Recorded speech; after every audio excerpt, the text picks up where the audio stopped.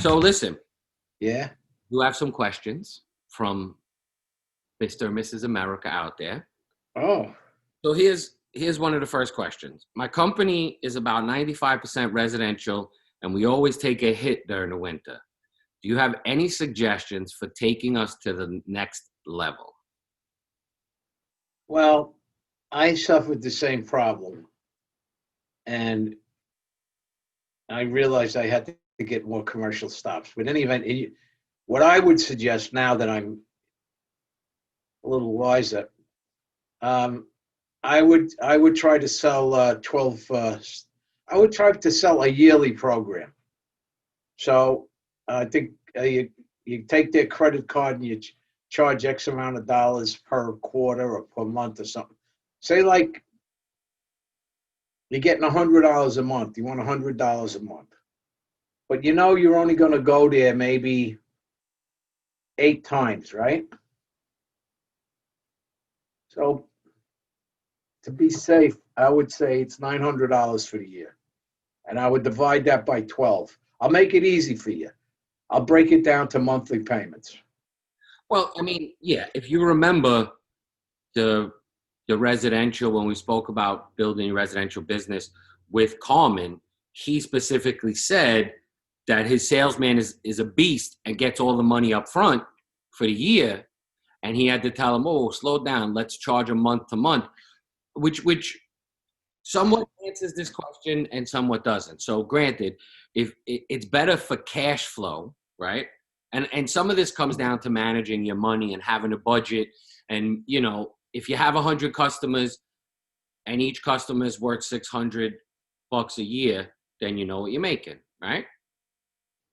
Yeah, if you get their credit card and they agree to sign a contract. See, but here's the thing. I would ask this person, because I never had contracts with I mean, back in the dark ages, I never had contracts with a commercial, and I built a business on residential customers. So I I I would definitely get a contract. You got to sign a contract. Yeah, you And you definitely. can break it down any way you want. But I think he needs to get a better balance of commercials. Well, yes, you could. Well, you could and you could not. It depends on what business model you want. You just need to have your model running properly, right? Um, you know how many customers you have. You do your budget off that, right? So if you have 100 and it's six, they're worth $600 a year. This is like in a minimal quarterly program. Then you do your budget on that. That comes out to $5,000 a month. That's my budget, right? Even if you get the 60 grand every May, right? You get, everybody pays up front. You budget the money, right? That would be my first, in this winter, to this person, that would be my first thing, is to do your budget right away and know who's coming back, who's not, what your recurring revenue is versus your one times, right? You can even guesstimate in your forecasted budget your one-time services, mosquitoes, ticks, whatever, for the summer months. But you want to know what your budget is. And then what I would also suggest is maybe for the winter months, if you're not on Google, get on Google immediately right now. Get your wildlife license, whatever state you're in.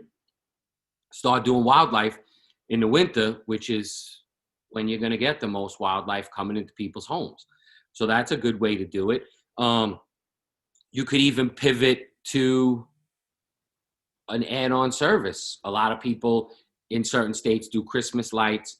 The problem that we discussed with that when talking with Carmen is a new skill set, the ladder work, and being professional. Other people get into HVAC or another home service that you could add on to pest. But if you just want to stay with pest, then pivot to what residential people deal with in the colder months. If you're in a cold climate, which I got to imagine this person is in a colder climate since it dips. And then, you know, the other typical business stuff, hiring, layoffs. You would definitely want to keep a core group through the winter. But I think it really comes down to budgeting and marketing and just making sure that you have it all there. There's always, well, no matter what you do, The budget's always important, and marketing extremely important. So those two things, sort of the heartbeat. If you want to, you need those two things. If you don't have them, your business is just floating along it's at the whim. You're not driving it. You're not being proactive. You're being reactive, or you're just doing nothing, just letting life happen.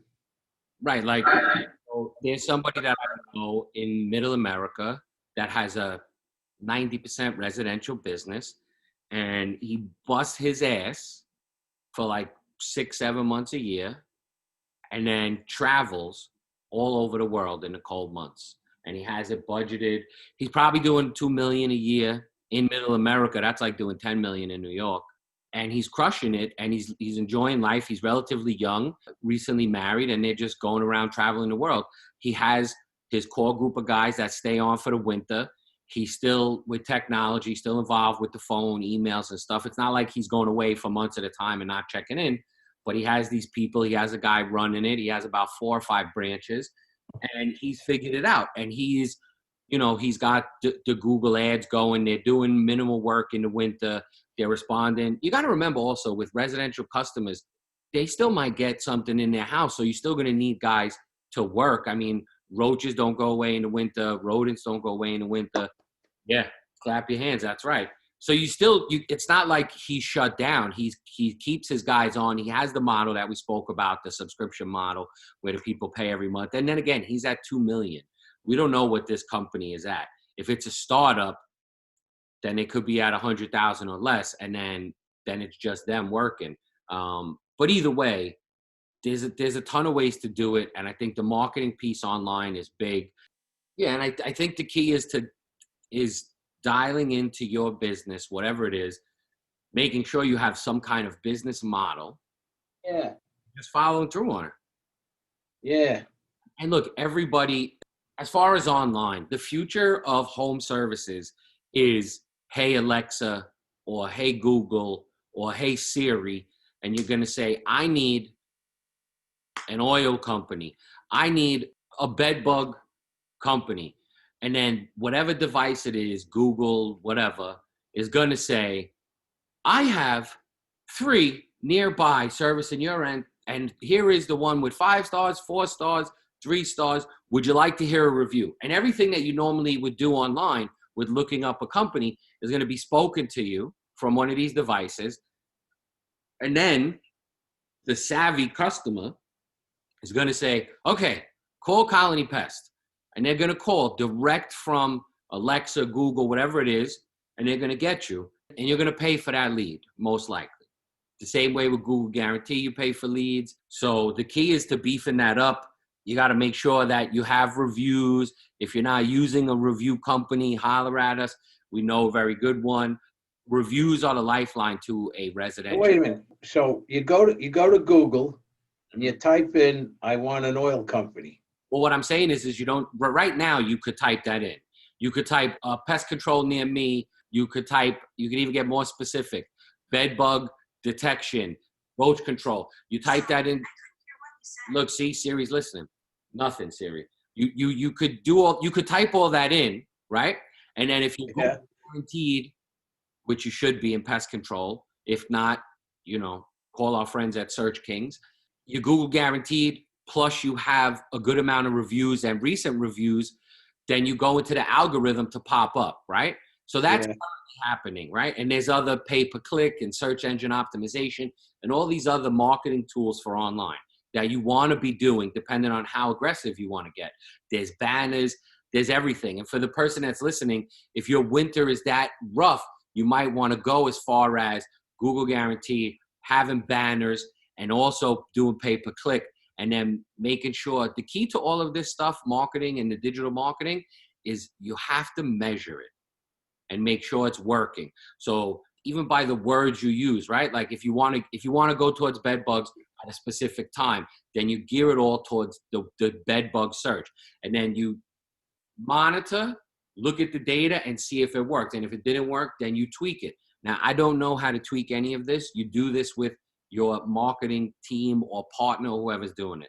But Instead of typing it into Google, what I'm saying is the future saying, hey, Google, hey, Alexa, and talking it and them talking back to you and being able to do the whole experience directly through that device in your home and all the way to calling the company. And then after your experience, probably speaking to them again and giving them a review instead of doing it on your phone. I'm laughing because Siri interrupted you. So you know I'm watching that little dog, right? Oh, Leo? Yeah, Leo. I got him 80% crapping outside. He craps on his diaper. I don't know if he needs glasses or whatever. There's always like a little bit, like maybe as big as a raisin that he misses with. The other ones that he hits it with is twice as big. And this guy's, I'm like, really? You crapped. I come in here and I go, oh, you dumb, bat, bat, bat, bat. And all of a sudden I hear, is that really necessary? And I'm like, it's freaking Siri. Heard what I said? Is that really necessary? Yes! Oh, anyway. All right. So that's the best I can tell you about. What I did, what I learned was I need commercial stops. And I went and got them. Well, look, It took me 10 years till I was happy with it. I got them. that's a good balance. As everybody knows, we are switching to the residential game a lot heavier, and we are shifting our marketing, shifting the business model, if you will. We're going to keep the commercial, but now we'll end up with two divisions, commercial and residential. Okay. Who's in charge of residential? Dewey, Cheatham, and Howe. Oh, okay. Johnny Carson. Who's in charge? I mean, technically, I guess it's my baby till I hand it off to somebody else. All right, so here's another question. Last year, we learned about a lot about canines, and this year, we got hit with shutdowns, obviously all things COVID. How is your canine staying afloat? It isn't. We're not exclusively canine. No, but it does still. But the division is it's a good question. I've been very candid about it. It's staying afloat really from the residential piece, the commercial residential, and I say that because the high end or the big apartment buildings we consider commercial accounts, not residential. So a lot of the K9 is down 55% as of October. At the end of October. How much you got to be to break even? On the K9? Yeah, but I mean, if you're down 55%, how much of a percentage would be break even? You know what I mean? Like these restaurants are operating at 25%. You know, it's like a slow death. We're down 55%. So we had two teams. We took one of the handlers, and he is doing pest control now. Where's the dog? No, he still has the dog. Oh. We still have the expense of the canine, but his payroll or the liability of his payroll, let's say, has shifted to pest control. Right. So he does pest control 3 days a week and runs the dog 2 days a week, right? And then we have the other full-time handler who's handling majority of the work. So by shifting the pay obligation to the pest control side, two things happened. One, we didn't need to hire a new technician. We already had somebody with us for 3 years that was a service tech for pest for 2.5, well, maybe he's 4 years now, was service for 3 years, then shifted to the K9, he's been doing that for a little bit over a year. And now, instead of losing his job and his benefits, he's gone back to pest control. So that was the way to offset it.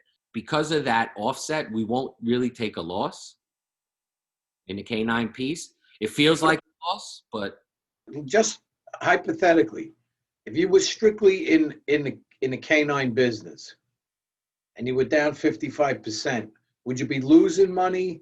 Would you be breaking even? Would you make a few dollars? What would you do? No other income. I would be the only one working to make money. Yes, exactly. Yeah. So how much? So you'd be okay. I would be fine, but I would be looking to diversify for sure. Yeah, I know. I would be okay, but I wouldn't make anywhere near the money that I make right now. Right. I understand that. But you would survive. Yeah. Listen, 17 years in the game, I would survive one way or the other, you know, and we always talk about um, working on your business and not in your business.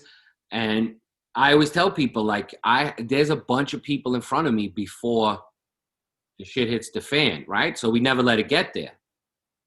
But as much as I don't necessarily want to go out and run a route every day because I just feel like my talents are better suited in what I'm doing, I'm not above that. I have no problem doing it. I mean, when COVID first hit, I had everything in my car just thinking it was going to be potentially me. You know what I mean? At some point running because, at one point we had 7 people with potential COVID.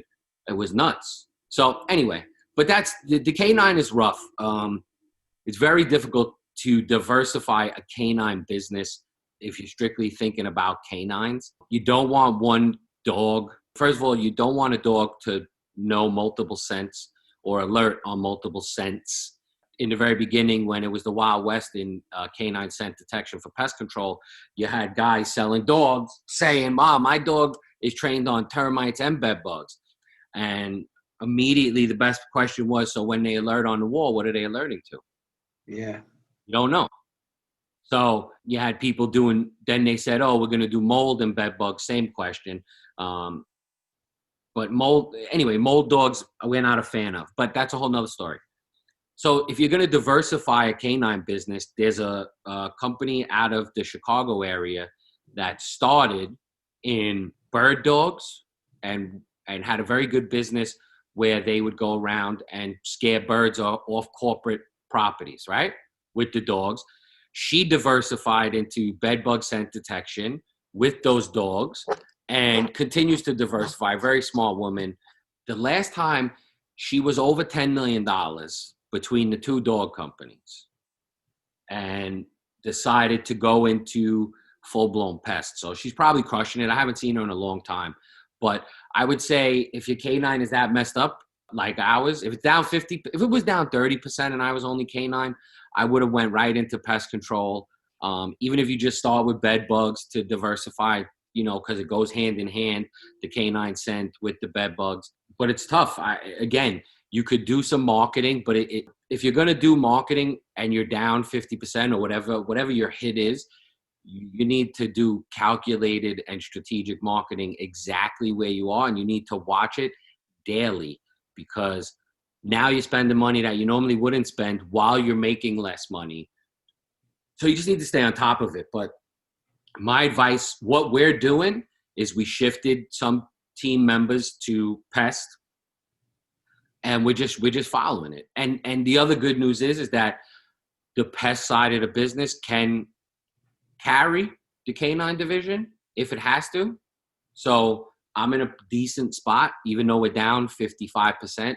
I feel it, but Yeah, but I think you're going to have a big resurgence in that because this stuff they're talking about, the vaccine. There's more and more companies saying, and now they started, I forget the name of the company, had 90%.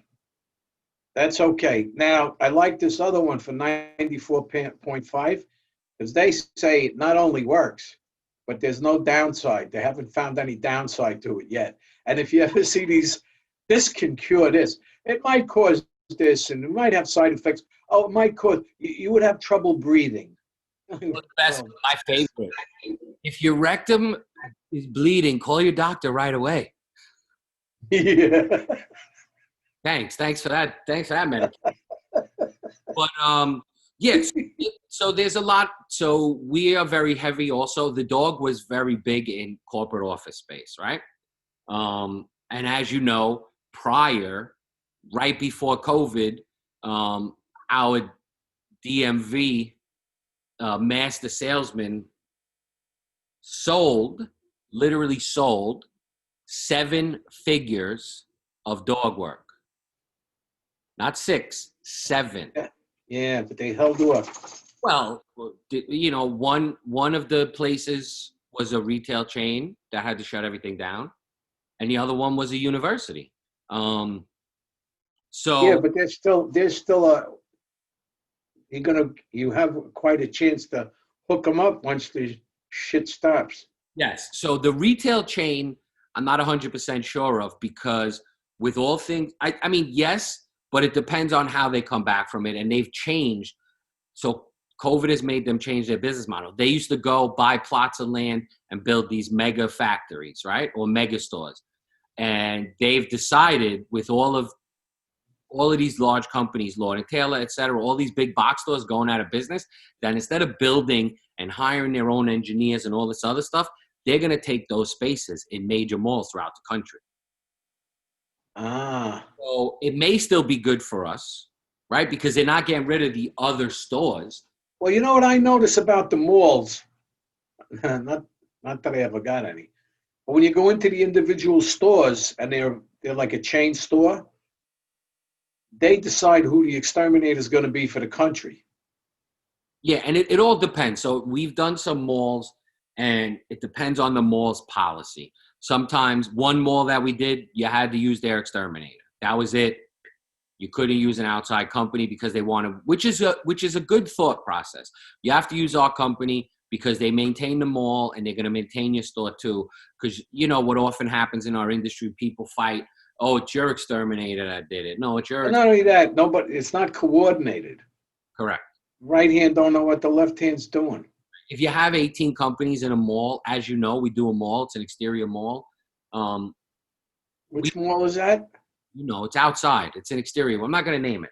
But very recently they called, and outside a big box store, they were like, there's rodents outside. All right, no problem. There's not rodents anywhere else on the property, just outside this store.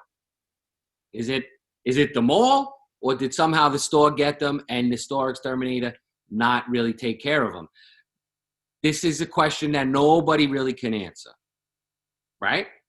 Yeah. But if one company was doing the whole thing, it would be no finger pointing. The store would have said, we're seeing rodents on the exterior, and the pest control company would have said, no problem. Not, oh, we don't do that. That's the mall's property. Yeah. Anyway, but so back to the person with the canine. I think, you know, if you haven't diversified already, get into pest. That's the easiest transition from bed bug scent detection, I believe. If you're not into that or whatever, wildlife is not a bad transition to go to. The thing with canines is trying to build a recurring revenue service model. So what Big Red sold was all recurring revenue. That 7-figure number was going to be guaranteed. You have to do X amount of stores every month, and you have to do X amount of dorm rooms throughout the year, right, at the university. It was guaranteed money, and that is the key to canines. Get some type of recurring revenue. Now, with all things COVID, we probably had just in New York a solid 6 figures, low 6 figures, like 100, maybe 110 of recurring revenue from last year that put it in their budget because they wanted it. Now they cut that budget because of COVID. But the idea is, depending on corporate office space and how it returns, that'll also go back to a certain extent. But right now, with people, all the moratorium on rents and leases and stuff, they can't spend this excess money, I imagine. So They don't have it, yeah. So how it comes back, but the key is getting ahead of it, not sitting around and waiting to see if it comes back, is getting ahead of it and getting out there and doing something different, or do a heavy marketing plan targeted to the area that you want to go and to scent detection, if it's bed bugs, which I believe it is. Just target straight to that and stay on top of it and see if it's working, if you're getting hits. But other than that, I think that diversifying your canine business is the way to go. Okay, I'm with you. What else? Thanksgiving.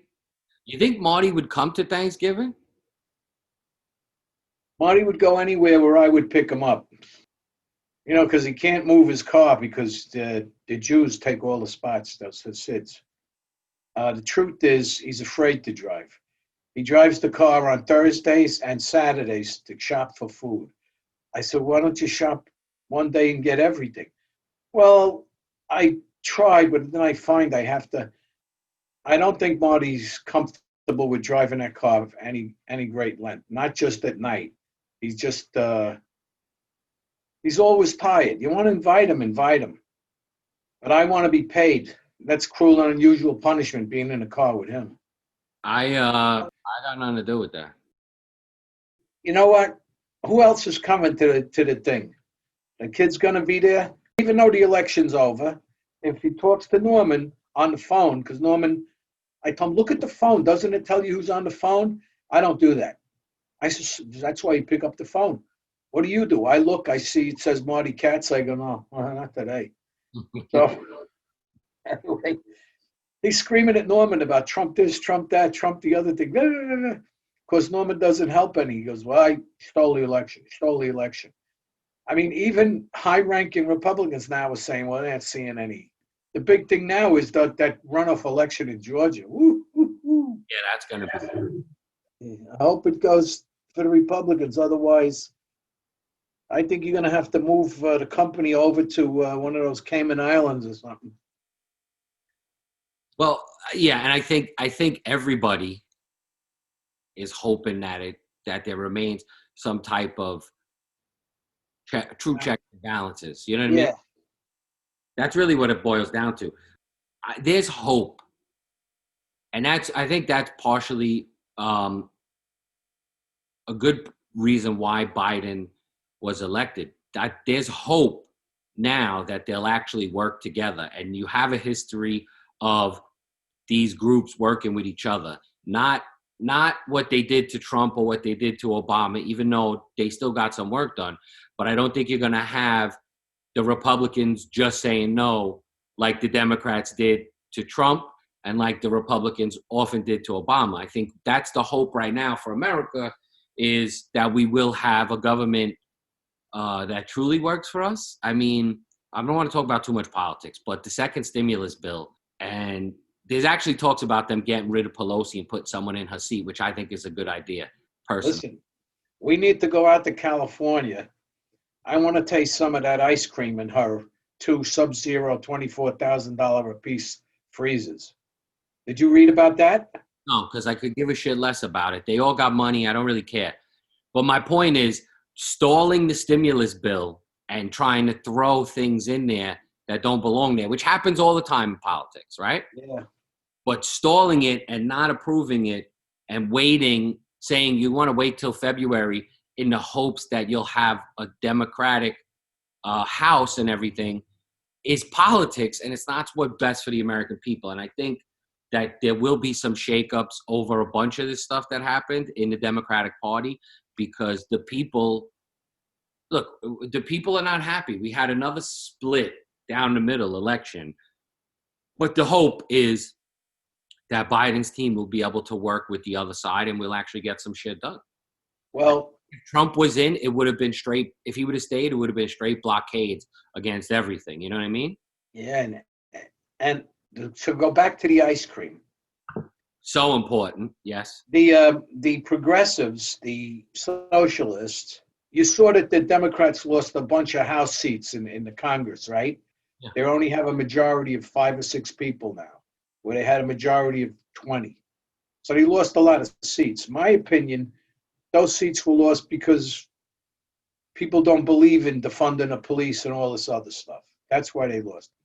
But that all-out crazy from Queens, her and her group are saying the reason they lost it is because Nancy Pelosi did an interview with some guy back in April, and she showed them her house, and she showed them her 2 Sub-Zero freezers, and it was packed with about 13 gallons of friggin' ice cream.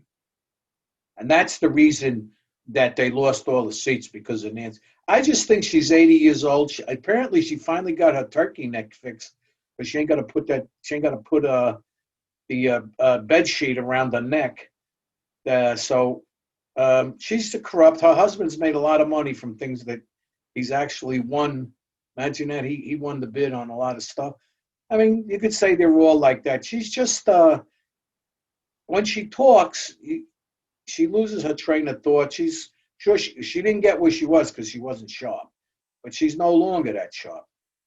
Right, and one thing that I hope comes out of all of this Trump stuff and what's been going on in the country, people, the one thing that both sides agree on, and when I say both sides, the people, not the politicians, term limits.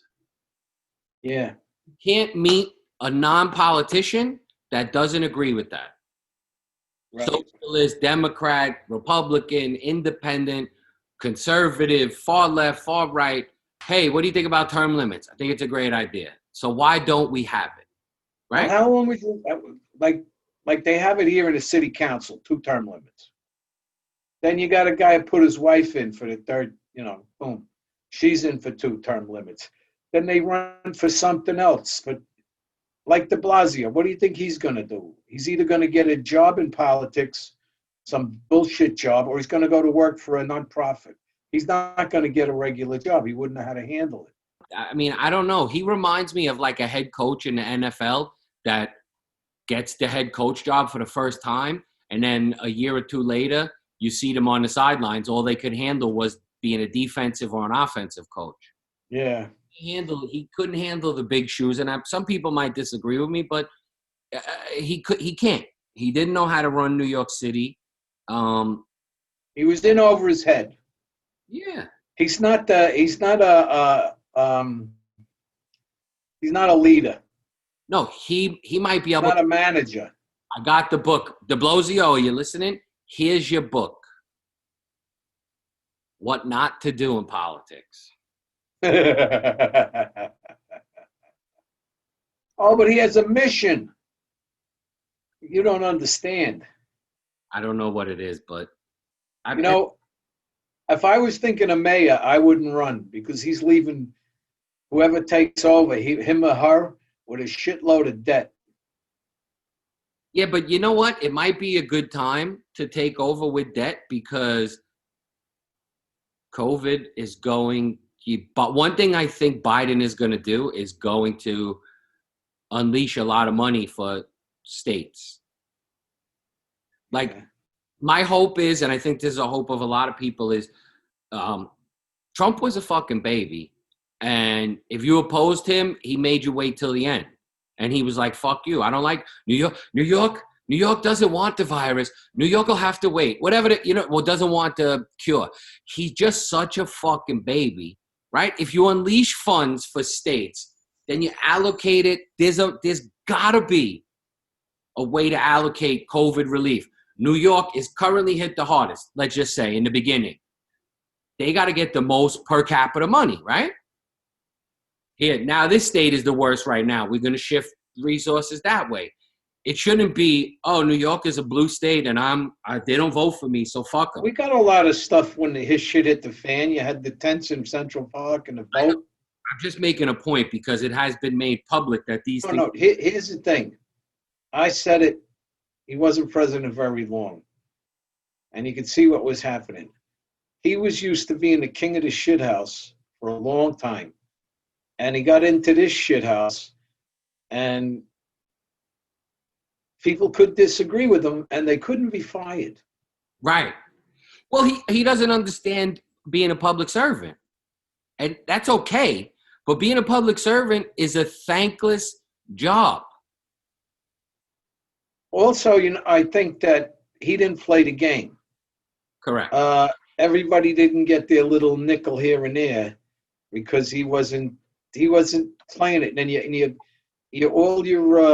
thing that I think where he was very wrong, he's opening up all these wilderness areas to pipelines and shit like that. I read an article, we're the #1 oil producing country in the world now since we started with the fracking. And that's fine. Why do we need more fracking up where the polar bears are? They're having trouble finding icebergs to live on. I hope that we're in a better place and better on more levels, that America can somewhat heal all the bullshit that has been exposed during Donald Trump's election. Well, let me ask you this. The rioting demonstration has calmed down. There's still some demonstrations, and they're good because there's very little violence. And the cops are stepping up and arresting people. I don't know if they let them go or whatever, but if Trump had won, you'd have all this shit going on. Well, I think people are opportunistic, certainly criminals, right? We know this all too well. So I think that if you had mass protests for Donald Trump, right? But and you got to remember, the Trumpers aren't really protesters. They had a demonstration in Washington. There's shit kickers on both sides. There's poor people on both sides. There's super bright people. There's super left people. There's super right people. That terminology is just poor, or that thought process is poor, in my opinion. But it is what it is. We'll see what happens. Politics is tough. Hopefully, we're in a better place. I hope so. So what are you doing today? Going to work, man. It's fucked up. Why is work fucked up? I'm just talking shit. I'm going to go in the office and play on my computer. Oh, nice. Are we done? I think so. Mr. and Miss America, all the ships at sea. Ed Sheehan for Colony Confidential, reminding you to stay safe. Wear those masks, social distancing. Hope is on the way. Hope is certainly on the way. This is Joey Buns, soon to be Joey Sands Buns. Tune in to when the big chop is going to happen. I'm sure we'll do it live somewhere just for fun. It's probably going to be on CNN. Well, it'll have to be on all news outlets so that everybody knows it's real news. Well, I want to get it on CNN, Colony Network News. There you go. Thank you for listening. Have you left us a review yet? Why not? What's going on? What are you waiting for? Come on, Hammer.